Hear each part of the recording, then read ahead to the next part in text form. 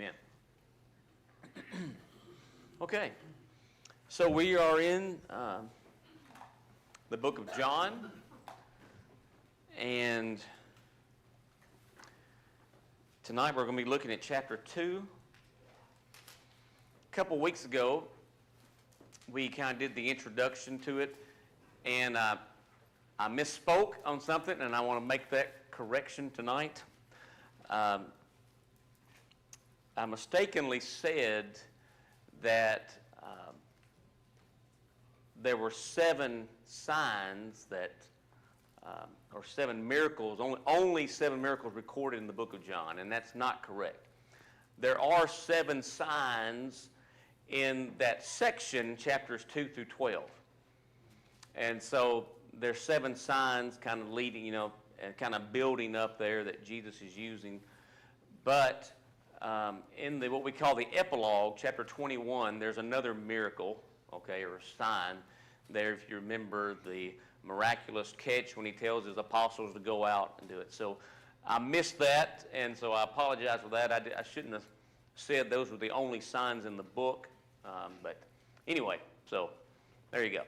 Sorry about that. I didn't mean to mislead anyone. But anyway, so...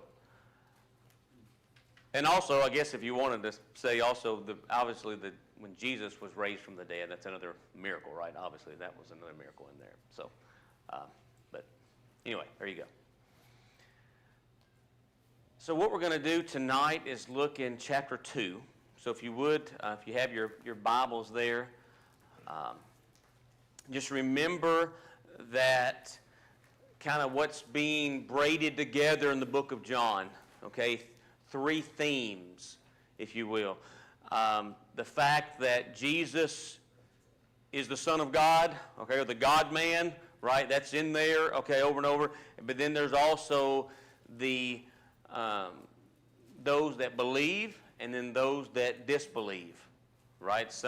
And so you're going to see that over and over. We're going to see that, and we're going to see some of that tonight, okay? Some of these things tonight as well. So we're going to go in chapter 2. Chapter 2, and let's just read. We'll read verses 1 through 5. It says, on the 3rd day, there was a wedding in Cana of Galilee, and the mother of Jesus was there. And both Jesus and his disciples were invited to the wedding. And when the wine ran out, the mother of Jesus said to him, they have no wine. And Jesus said to her, woman, what do I have to do with you? My hour has not yet come. His mother said to the servants, whatever he says to you, do it. Okay, so we'll stop there, and let's think about some things pertaining to this. If you remember the end of chapter 1, okay, what had Jesus just done? What we kind of talked about last week, the end of the chapter. Yeah, his first disciples, right? And he's got, in fact, well, there's 5 right there, whatever. Remember, the last one there was who? The last one that he called? Nathaniel, right? And where was Nathaniel from? What? Teacher. All right, Nathaniel from Cana. Nathaniel was from Cana, okay, of Galilee. And guess what? Guess where now? Where we're at? We're in Cana of Galilee. Let's think about, here's a question for you. From the fact that Jesus and his disciples went to a wedding, or went to a marriage feast at this time. What does that tell you? Okay.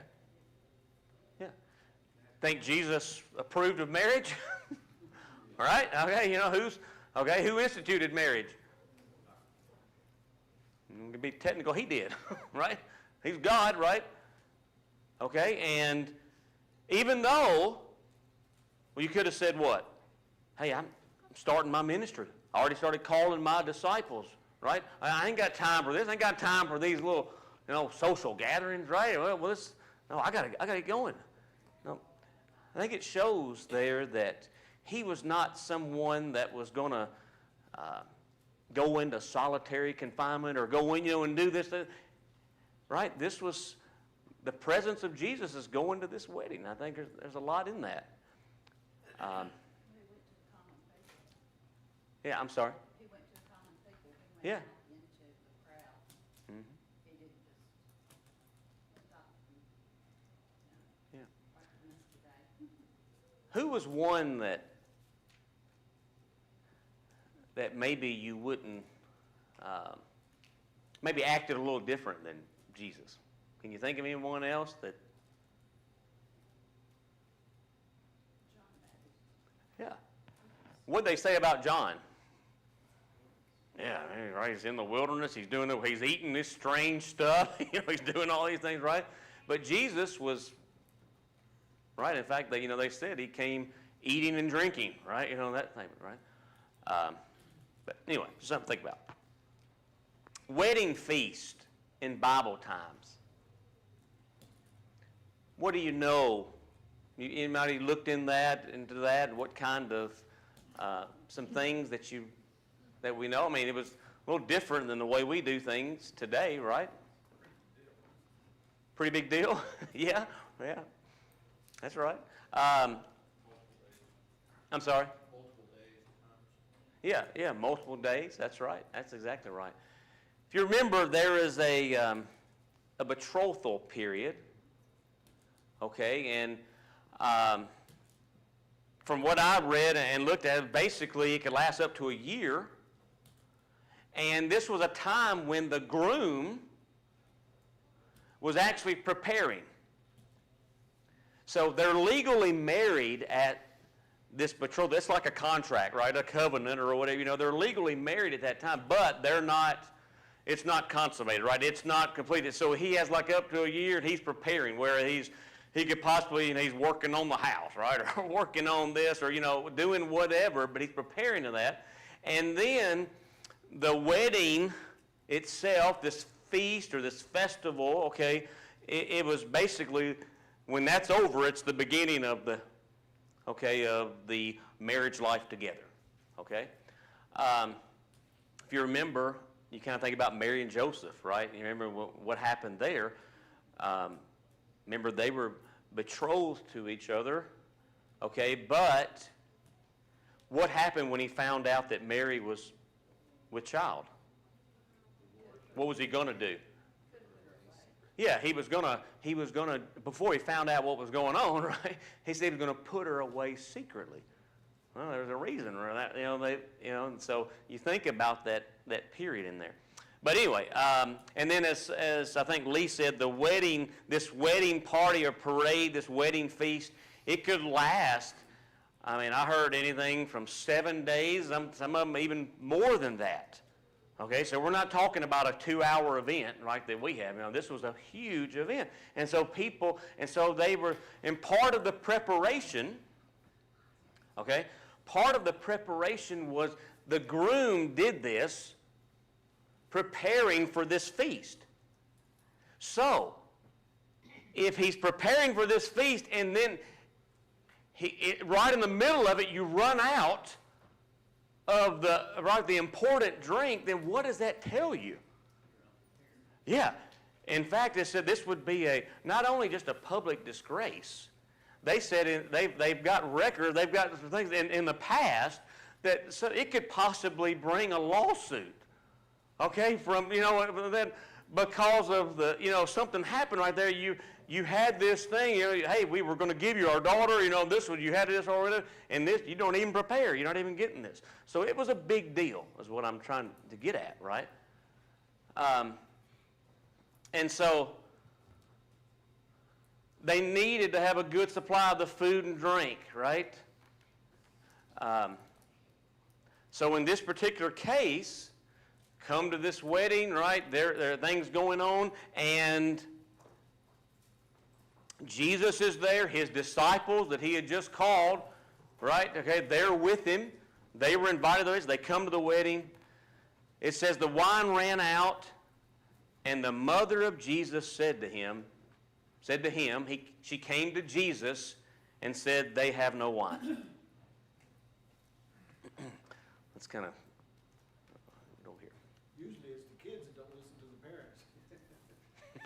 Okay, yeah, that's true. So, my first question, you have something to say, brother? Yeah, that suggests that there was a family relationship to me that she wouldn't worry about that. Okay, yeah. Well, it also kind of brings the question, why did she come to him?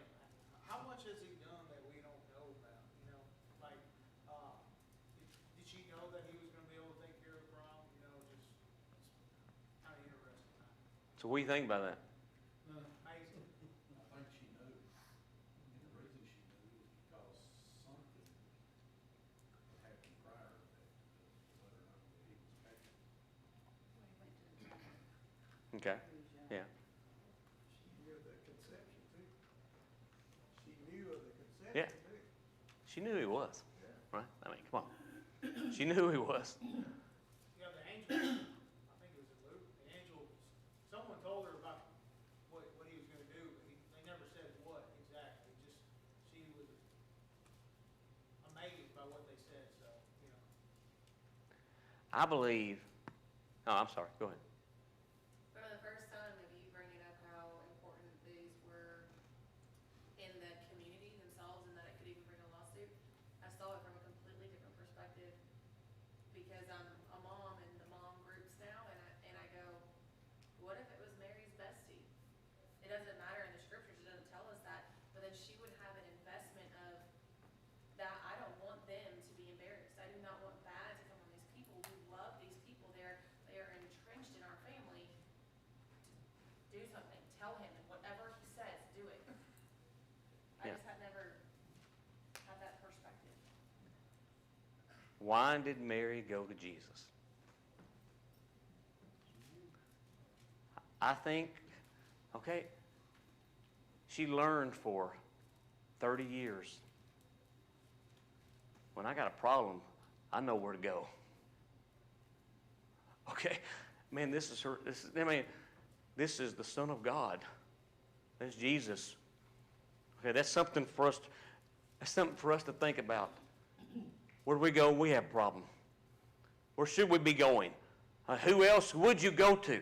Okay, if you got a problem, who else would you go to but to Jesus?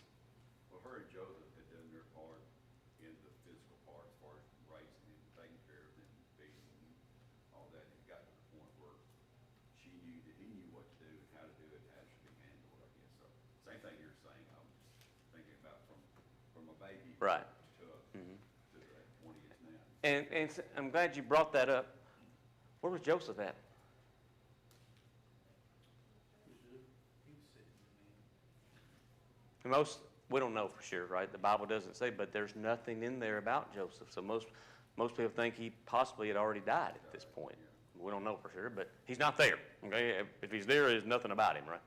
Yes, sir. I was going to say the story of Jesus when he was 12 years old and in the temple. I mean, he was already What was he saying? speaking in such a Yeah. way that these wise teachers were listening to him and amazed at him. So it stands to reason just a Yeah. humble little girl from Galilee or wherever is, she's going to eventually kind of, and you mentioned, Joseph, if he's passed away, well, Jesus would have kind of taken over as the head of the household too, Kind of man of the house. as well, so.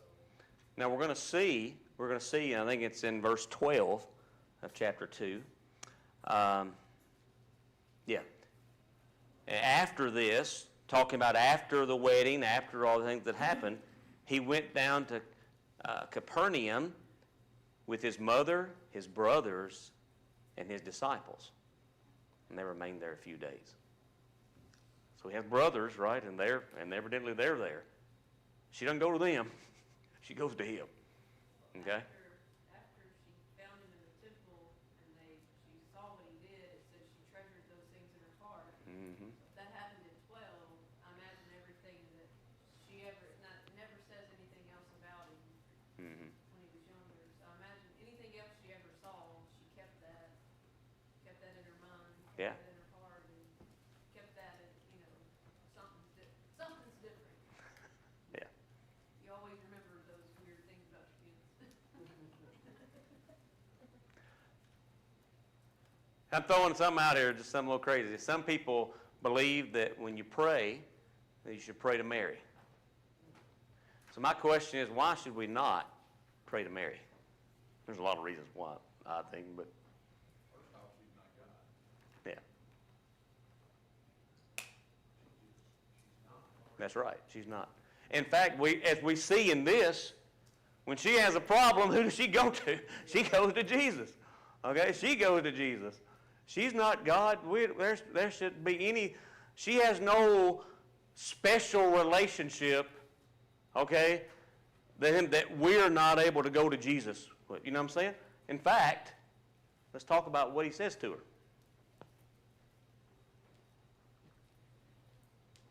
Why did Jesus respond to his mother like he did in verse 4?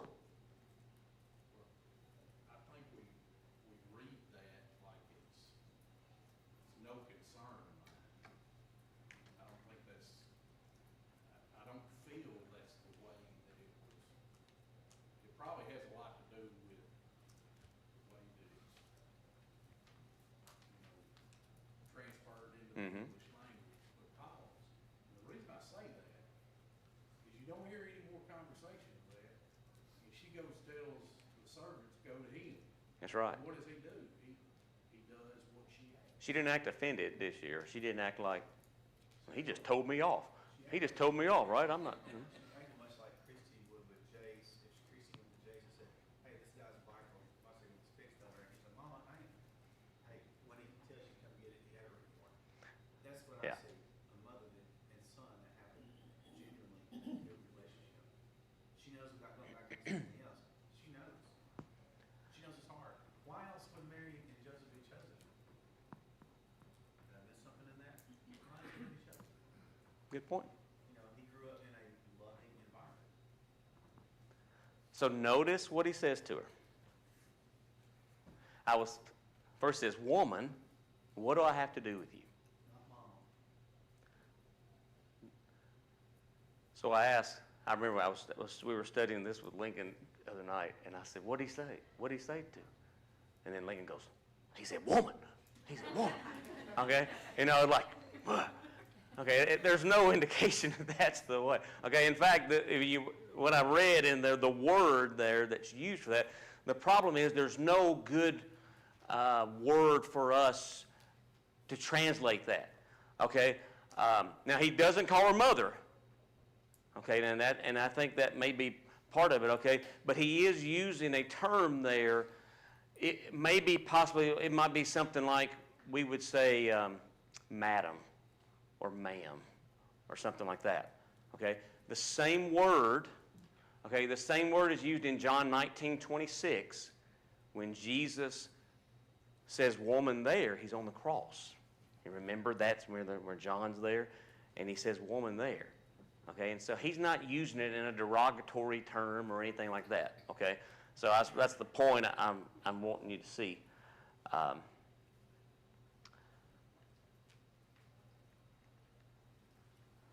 Why did Jesus say that his hour had not yet come? Because he knew. What do you know? He knew the purpose. Okay. He knew the intent of being here. We see throughout the New Testament, Jesus was very strategic on when he performed these miracles in public or in private. But it is a good question, because he says, my hour has not yet come, but he ends up doing it anyway. Maybe it was the next hour. I don't know. Maybe he wasn't talking about that. Maybe not. Okay. Maybe he wasn't talking about the fact that, maybe he wasn't saying, well, I'm not going to do a miracle. Notice all she said to him is, they have no wine. Okay? Jesus said to her, woman, what do I have to do with you? My hour has not yet come. He didn't want it out public that he was doing it. I think he hadn't started his ministry of miracles. But like you say, it wasn't disrespectful to his mom, because then that would have been a sin, and he didn't sin. But more or less, what do you want me to do? I like that you put John 19:26 up there. Thank you. different context, probably overlapping context. It's like a pecking order, I guess. Woman. Okay.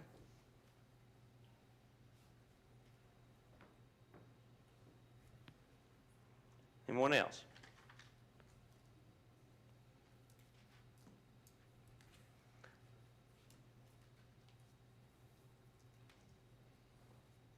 I tell you what, I started thinking about this and going through it and reading and everything. I mean, there's other passages in the Bible when Jesus talks about that his hour had not yet come. What's he talking about? In many of them, he's talking about that his hour, in terms of his fulfillment of God's plan, was not yet there. Mhm.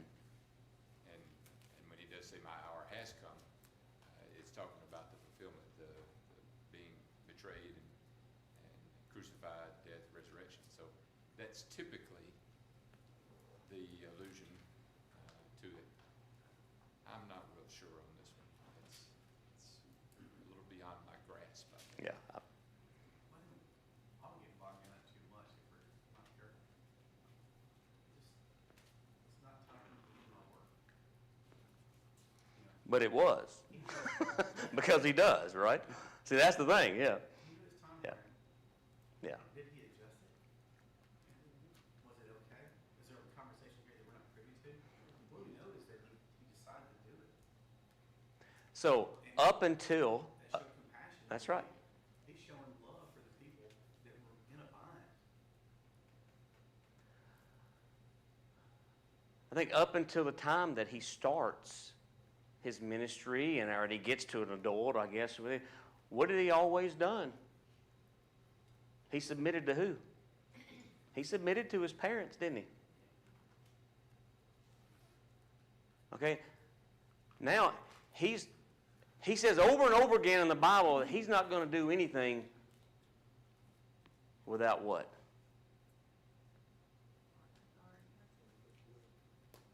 He's not going to do anything without it being the will of the Father. Okay, he's not going to do anything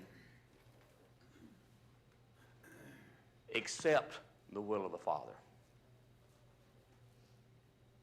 And another thing, that, there's a lot of, at the end of John, there's a lot of miracles that he did that were not recorded. That Mhm. just been recorded for us. So it shows some emphasis about what he did and the way he did it. So, again, his love for the Father and love for his parents is to do what's right. So. And there's a lot of stuff to think about. And this might be a verse to bring up when the Catholics tell you, you gotta pray through Mary. Well, yeah, that's why I was, bringing up that. Yeah, that's right. Okay. You have something, Brother Larry?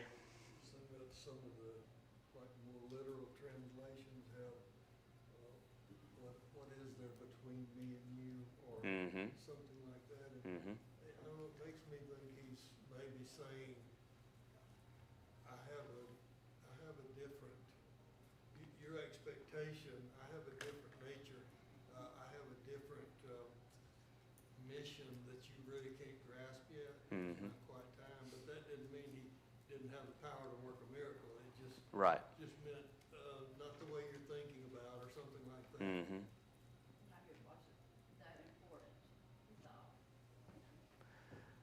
Well, whatever it was, however he said it, however he meant it, Mary, she didn't take it the wrong way. Okay? She didn't take it like he's just telling me to go sit down. Or he's just telling me to do that. No. In fact, she turns around and listen to what she says to the servants. Whatever he says to you, do it. Whatever he says to you, do it. She's turned it over to him at this point. And trust. Remember, I told you, why don't you go to him? Because she knew, okay, if anybody's going to be able to do anything about this, it's going to be him, okay? And even after he tells her these things, okay, and whether or not it's talking about relationship, talking about, I don't know, like I said, a lot of things there to think about. But she says, whatever he says to you, do it. Now, Look at verse 6. Now there were 6 stone water jars set there for the Jewish custom of purification, containing 2 or 3 measures each. Jesus said to them, "Fill the water jars with water." So they filled them up to the brim. And he said to them, "Draw some out now and take it to the head waiter." So they took it to him. Okay. What can we learn from the servants here? They listened to what they were told without even knowing for sure what was going to happen. I didn't fill that jars up halfway. Let me tell you something. Okay? I want you to think about these servants. What he tells them to do and what they did. If we might have been that, we would ask this question: why? Right? Why do you want us to do that? Okay? Why do you want us to do that? What for? Okay? Well, and we might even ask the question, well, when? When you want me to do it? You want me to do it right now? Are you sure that's what you want us to do? Wait a minute. Okay? Now these are the 6 jars here that they used for what? What did they use that water for?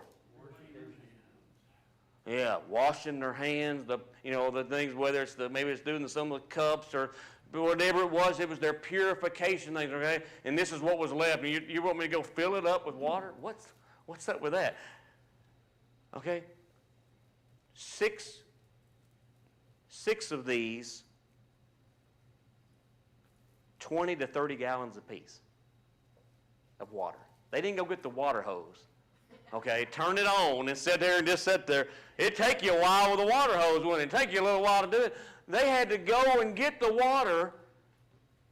Well, they had to go to the well and go down. I mean, think about it. Even if it was half full, if they were already half full, you're talking, it could have been 90 gallons of water they had to do this. And they did it. They did it. You mean you want us to fill them up all the way? All the way up.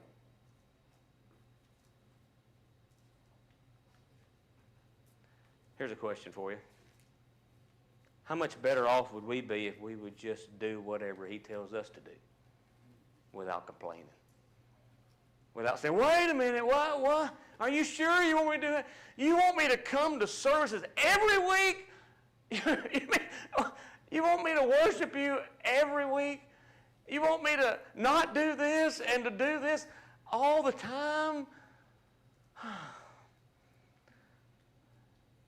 much better off would we be if we would just do it? Do what he says. We probably don't know, but we don't ever do it. It may be. Maybe. I mean, there's something probably all of us don't want to do or Yeah. shouldn't do, or I don't know. Or maybe I'm just saying I'm guilty, y'all are innocent. So No, I think we're all guilty of it.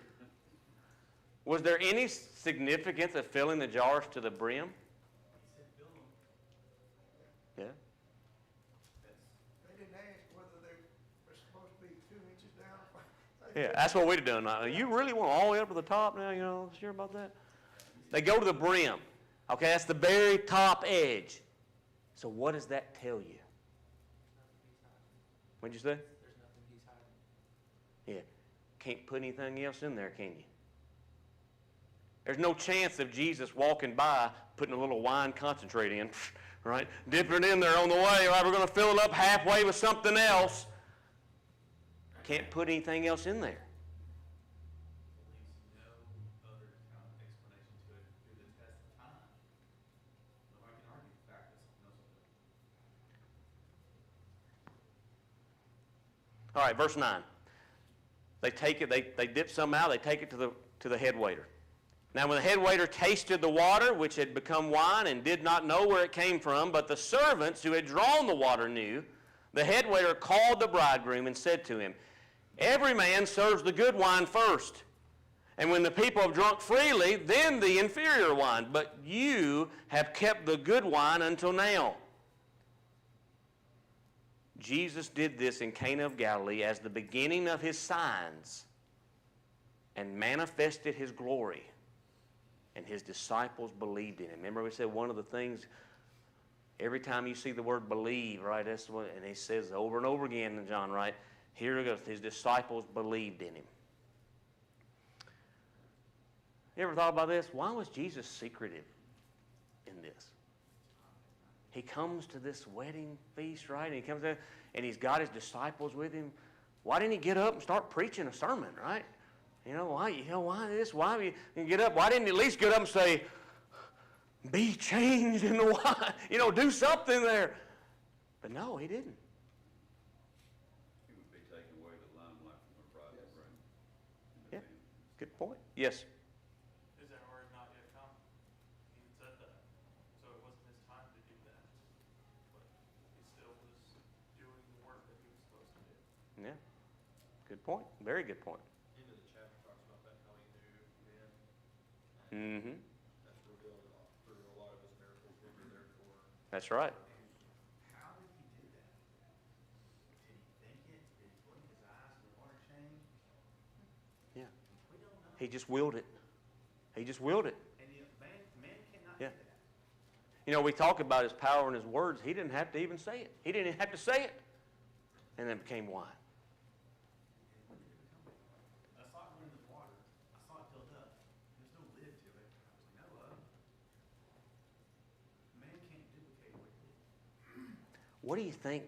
What was the nature of this sign? What was the nature of this miracle?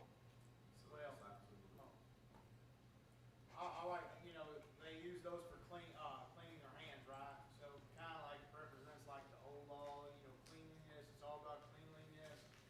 And here, here he takes it and puts something new in it, brand new, that kind of fulfills them, showing them, hey, I'm going to take this old stuff and I'm going to turn it into new stuff. Kind of like foreshadowing what he's about to bring us. And even what he leaves with us, the sign of what we partake of, the grape drinks to remember his blood and covenant. There's a lot of stuff. A lot of stuff to think about. A lot of stuff. The more I studied on this, the more I was just, Yes, sir. I like the contrast. It wasn't just he took what wine was there and made it better, average wine. He made dirty Bath water. Already dirty water Almost. that probably, I don't know, I would assume they wouldn't drink that. I would assume, they would consider that, unclean water, so they would not drink that water. But he turned, filthy, unclean to clean, and What does he do for us? the exact same thing. It reminds me of Isn't it something that the the first woman sign? that touched him and, was unclean, and then she was healed. Isn't it something the first sign, the first miracle that John records? It's about transformation.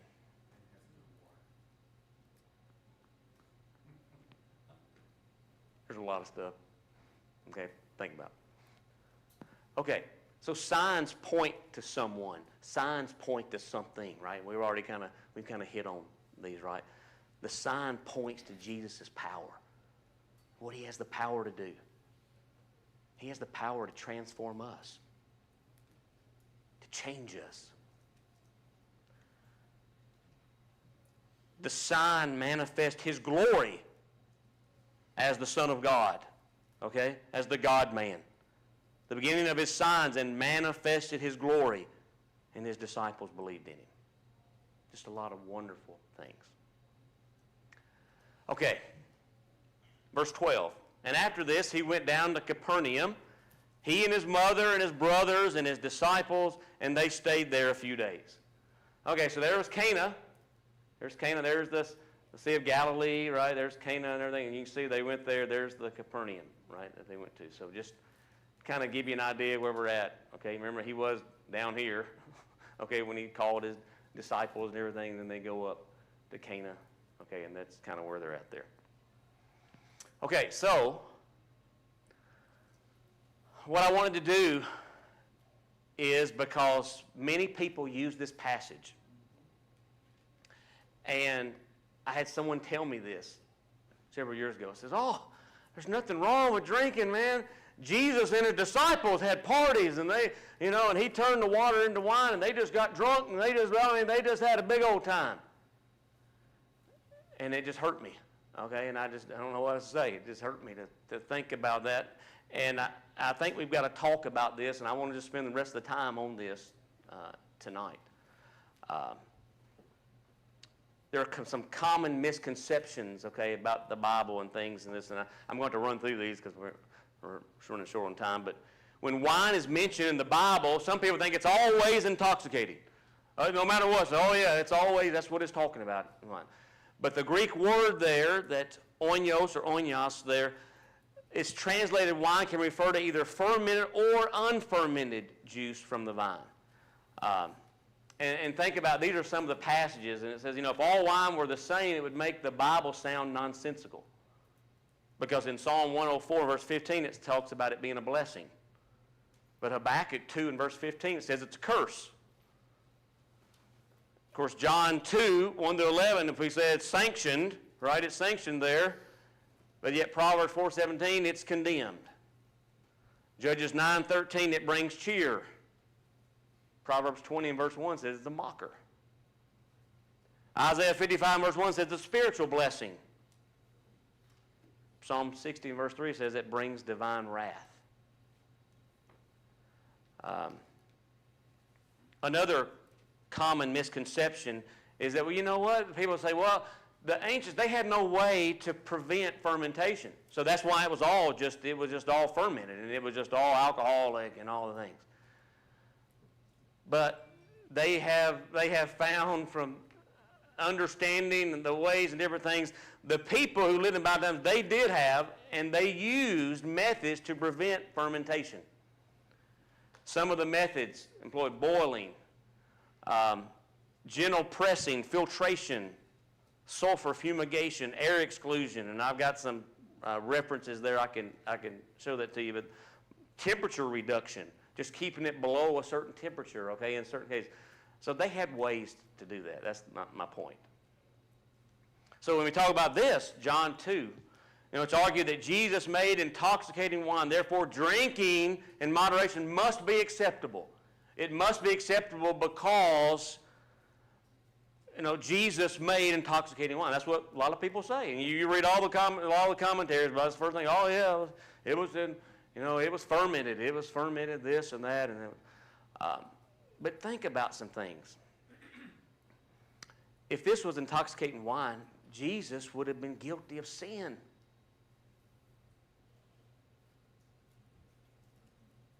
The phrase "well drunk," okay, that's used in the passage, it simply has a generic reference to being full or filled. See, a lot of people want to accuse that. Oh, that says they were drunk.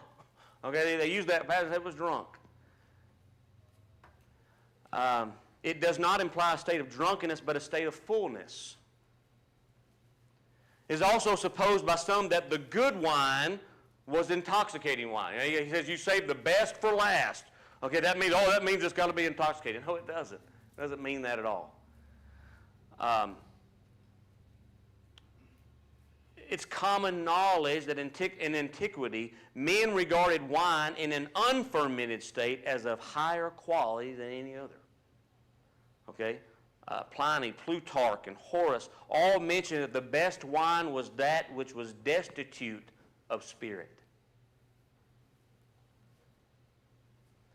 So we all know, and we all say, Ephesians 5:18, right? And we said, well, the Bible condemns drunkenness. And that's what a lot of people say, well, it just means you just don't get drunk.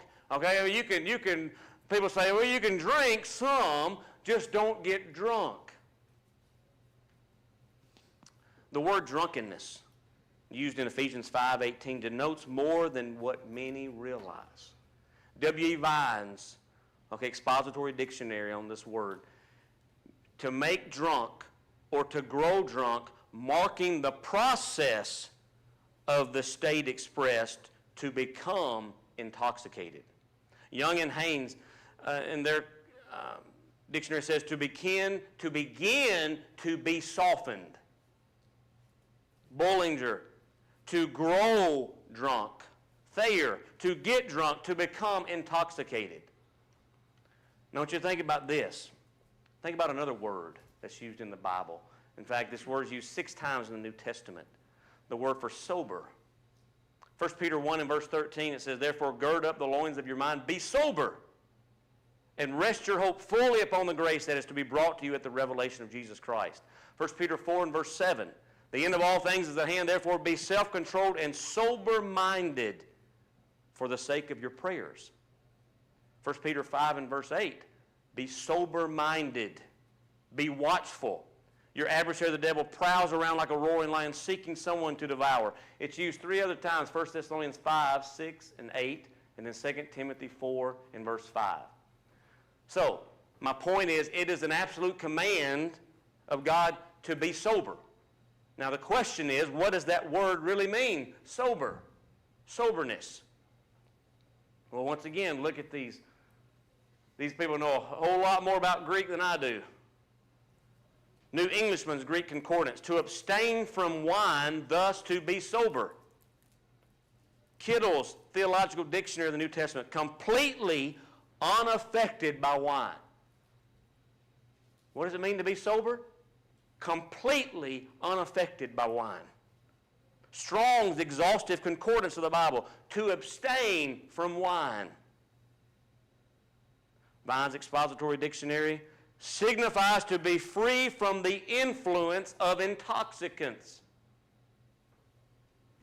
To be sober, to abstain from wine. Now, the question is, okay, we were to be sober, right? So what does that mean? Yes? So, it struck me, you know, Jesus himself taught,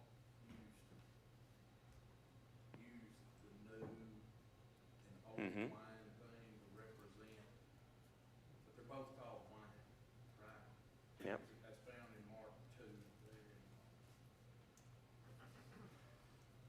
verse 22. No one puts new wine into old wines. Well, what is new wine? It's unfermented grape juice, right? You put them in new wineskins so when it ferments, the wineskin can stretch with it. Same thing about the Passover feast. They weren't allowed to have fermented beverages in there, right? It would be considered unclean. They couldn't do that. So he instituted, so what was the wine they drank there? You know, I think people stretch it to try to mean what they want it to mean. Yeah. You just need to be ready to explain how what you believe is not facts.